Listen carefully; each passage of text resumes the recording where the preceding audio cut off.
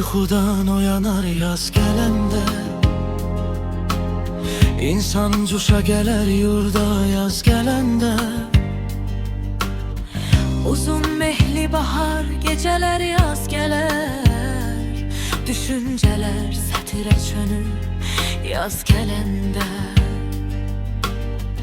Uzun mehli bahar geceler yaz geler, düşünceler satire çönür yaz gelende. Koca dünyanın gerdişi korkudar məni, yazar sədaqət dəryası da yaz gələndə.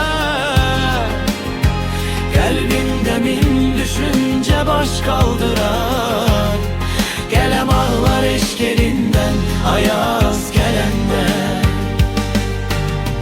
Qəlbim yenidən xəyallara dalar, oturduğu süfrəyə aşıq saz gələndə.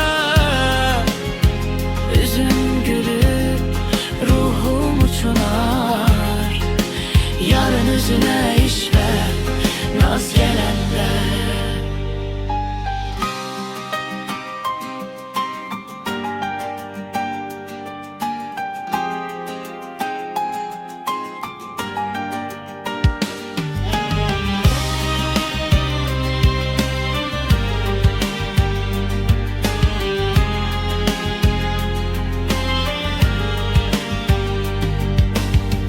Təbiət yuxudan oyanar yaz gələndə,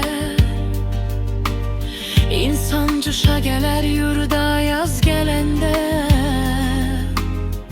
Uzun mehli bahar geceler yaz geler, düşünceler satire çönür yaz gelende.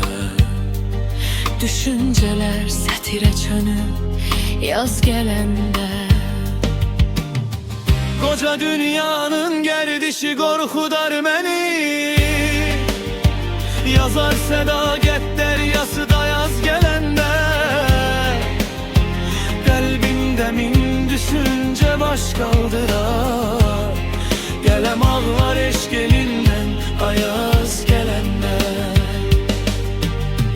Qəlbim yenidən xəyallara dalar, oturduğu süfrəyə aşıq saz gələndə. Üzüm gülür, ruhum uçunar, yarın üzüne iş ver